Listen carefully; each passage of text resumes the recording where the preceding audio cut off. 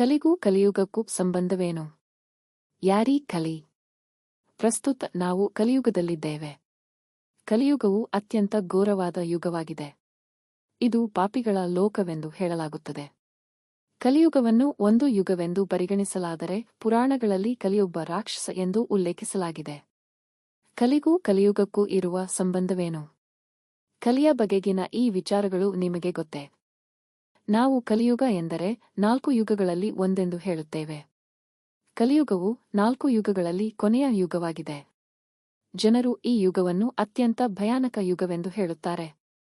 ಅವರು ಆಸ್ತಿಕರಾಗಿರಲಿ ಅಥವಾ ನಾಸ್ತಿಕರಾಗಿರಲಿ, ಕಲಿಯುಗ ಎಂದಾಕ್ಷಣ ಒಮ್ಮೆ ಕೆಡುಕೆ ಎಂದೇ ಯೋಚಿಸುತ್ತಾರೆ. ಕಲಿಯುಗ ಒಳ್ಳೆಯ ಯುಗವಲ್ಲವೆಂಬುದು ಅನೇಕರ ತಲೆಯಲ್ಲಿದೆ. ಕಲಿಯುಗವನ್ನು ಪಾಪಿಗಳ ಯುಗವೆಂದು ಹೇಳಲಾಗುತ್ತದೆ. ಸಾಮಾನ್ಯವಾಗಿ ನಾವು ಕಲಿಯುಗವೆಂದರೆ ಒಂದು ಯುಗದ ಹೆಸರು ಎಂದು ನಂಬುತ್ತೇವೆ. ಆದರೆ ಮಹಾಭಾರತ ಮತ್ತು ಅನೇಕ ಪೌರಾಣಿಕ ಕಥೆಗಳಲ್ಲಿ ಕಲಿಯನ್ನು ಒಬ್ಬ ರಾಕ್ಷಸನೆಂದು ಹೇಳಲಾಗಿದೆ. ಕಲಿಯು ಭೂಮಿಗೆ ಬಂದಿದ್ದು ಹೇಗೆ? ಕಲಿ ಭೂಮಿಯಲ್ಲಿ ಯಾವೆಲ್ಲ 5 ಸ್ಥಳಗಳಲ್ಲಿ ವಾಸಿಸಿದ್ದಾನೆ? ಭೂಮಿಯಲ್ಲಿ ವಾಸಿಸಲು ಮುಂದಾದ ಕಲಿ.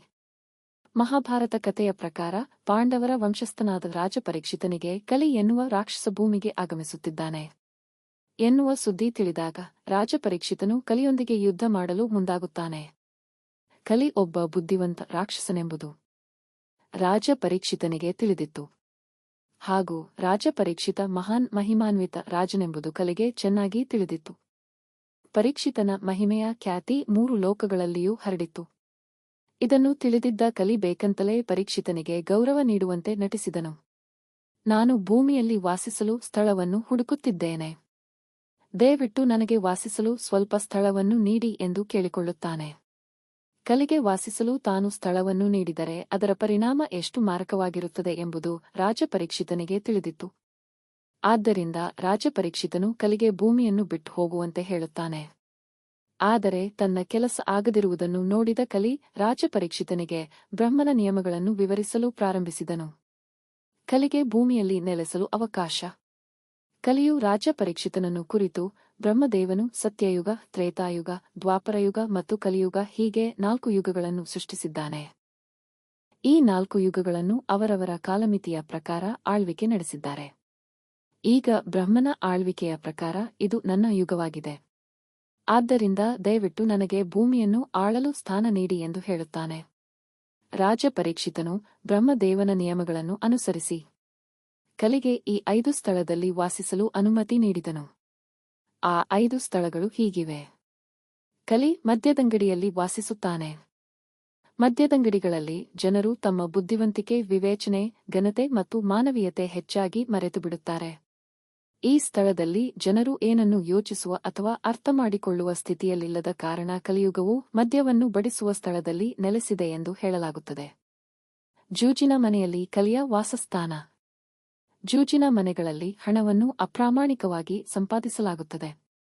ಅಂತಹ ಸ್ಥಳಗಳಲ್ಲಿ ಯಾವುದೇ ದೇವರು ಅಥವಾ ದೇವತೆಗಳು ವಾಸಿಸಲು ಸಾಧ್ಯವಿಲ್ಲ. ಆದ್ದರಿಂದ ಕಲಿಯು ಈ ಸ್ಥಳದಲ್ಲಿ ವಾಸಿಸಲು ಇಷ್ಟಪಡುತ್ತಾನೆ.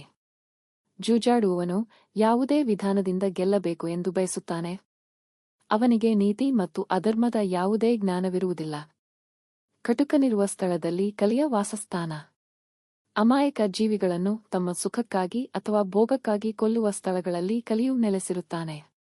ಯಾವುದೇ ಮುಗ್ಧ ಜೀವವನ್ನು ಕೊಲ್ಲಲು ಮಾನವೀಯತೆಯನ್ನು ತ್ಯಾಗ ಮಾಡಬೇಕಾಗುತ್ತದೆ. ಆದ್ದರಿಂದ ಅಂತಹ ಕ್ರೂರ ಸ್ಥಳವನ್ನು ಕಲಿಯುಗದ ನಿಯಮವೆಂದು ಪರಿಗಣಿಸಲಾಗಿದೆ. ಅಂತಹ ಸ್ಥಳವು ಕಲಿಯ ವಾಸಸ್ಥಾನವಾಗಿರುತ್ತದೆ. ವೇಶ್ಯರಿರುವ ಸ್ಥಳದಲ್ಲಿ ಕಲಿಯ ವಾಸಸ್ಥಾನ. ವೇಶ್ಯಾಗೃಹಗಳಲ್ಲಿ ಮಾನವನ ಸೂಕ್ಷ್ಮತೆ ಇಲ್ಲದಿರುವುದರಿಂದ ಕಲಿಯು ಇಂತಹ ವೇಶ್ಯಾಗೃಹಗಳಲ್ಲಿ ಅಸ್ತಿತ್ವದಲ್ಲಿದೆ. ಇಲ್ಲಿ ಮನುಷ್ಯರನ್ನು ಹಣದ ಆಧಾರದ ಮೇಲೆ ಸರಕುಗಳಂತೆ ಖರೀದಿಸಲಾಗುತ್ತದೆ ಮತ್ತು ಮಾರಾಟ ಮಾಡಲಾಗುತ್ತದೆ. ಆದ್ದರಿಂದ ಕಲಿಯು ಯಾವುದೇ ನಿಯಮಗಳಿಲ್ಲದ ಹೆಣ್ಣಿಗೆ ಗೌರವವನ್ನು ನೀಡದ ಸ್ಥಳದಲ್ಲಿ ನೆಲೆಸಿದೆ. ಚಿನ್ನದಲ್ಲಿಯೂ ಕಲಿಯುಗ ಪ್ರಚಲಿತವಾಗಿದೆ.